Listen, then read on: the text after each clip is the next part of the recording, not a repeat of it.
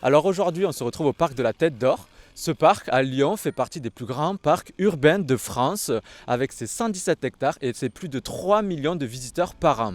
Alors véritable patrimoine culturel lyonnais, mais connaît-on vraiment l'histoire de ce parc?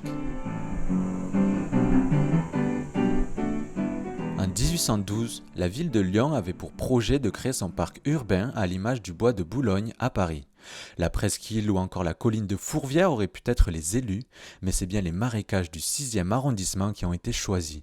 Le parc de la Tête d'Or a donc été ouvert au public en 1857, mais pourquoi ce nom?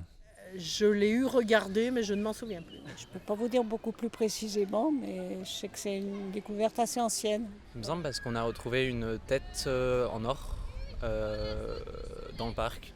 Ce nom de Tête d'Or existe depuis 1530, où les terrains étaient encore la propriété de la famille Lambert. Une légende raconte qu'un trésor avec la tête du Christ aurait été enfoui quelque part dans le parc. Une tête d'or qui se serait mise à pleurer des larmes pour remplir ce lac de 16 hectares. Une étendue d'eau artificielle qui accueille deux îles, l'île des Tamarins et l'île du Souvenir, accessible en plongeant sous le lac.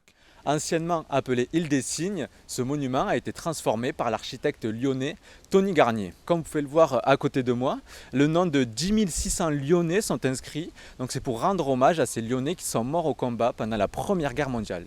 Ce monument date de 1920. Pas à pas, ce sont quelques 10 000 arbres, 30 000 rosiers et une centaine d'espèces animales qui se dresseront devant vous.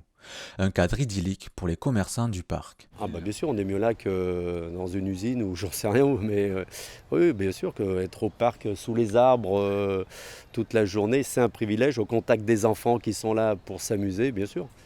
Pour faire un tour de pédalo sur le lac, prendre de beaux clichés ou simplement profiter d'un bain de soleil, toutes les raisons sont bonnes pour passer un bon moment au parc de la Tête d'Or. Le parc a l'avantage d'avoir une diversité en termes de faune et de flore qui est assez importante, donc c'est pour ça que j'aime bien venir régulièrement. Chaque saison a son charme aussi, donc voilà. La diversité des variétés et puis la vue magnifique. Oui.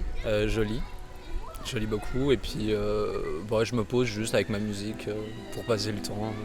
Visiteur éphémère ou grand amoureux de la Tête d'Or, dans les ombrages d'une allée, avec un peu de chance, vous pourrez même être bercé par une douce mélodie.